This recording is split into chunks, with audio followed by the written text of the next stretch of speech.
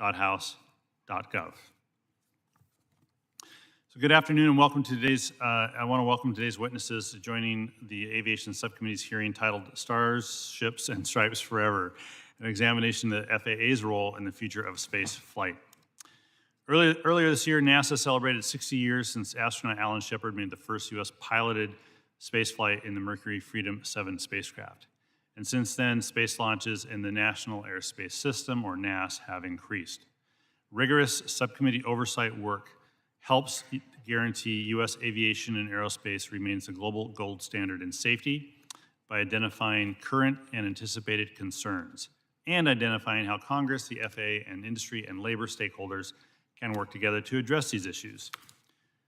The first panel today are representatives from the FAA and the Government Accountability Office. They will discuss the status of federal regulation and the oversight of the commercial space industry, necessary improvements, and the hurdles the FAA faces in carrying out its mission to provide the safest and most efficient aviation system in the world. The second panel will help the subcommittee better understand how the industry navigates the current regulatory landscape for commercial space flight and what is needed in the future. As chair and as a member of Congress, I have also made improving diversity in the U.S. aerospace industry a priority. It's important that subcommittee hearings have diverse backgrounds, views, and perspectives at the table. However, in many cases, the U.S. transportation workforce lacks the diversity that reflects the true diversity of this country, a problem that extends to commercial space. So unfortunately, it is not any different in the commercial space sector.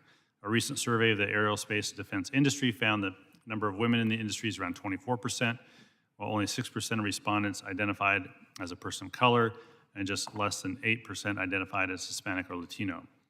As the industry works to increase the diversity of its workforce, I also expect to hear from the second panel today how they plan to address this. Until then, we'll continue to work with stakeholders to find new ways for underrepresented groups to participate in the discussion and this industry.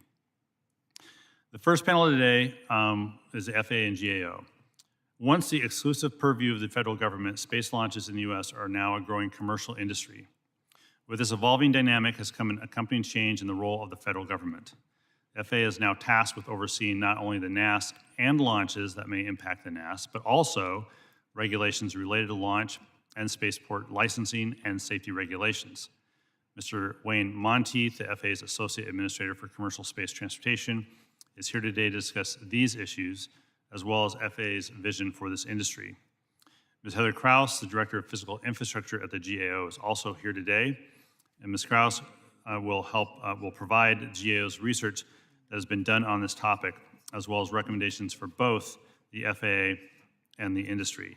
In the interest of time, because we have votes, I'll wait on discussing the second panel until we get to the second panel, and with that, I will now call on Ranking Member of the Subcommittee, Mr. Garrett Graves, for an opening statement. Thank you, Mr. Chairman. I want to thank Chair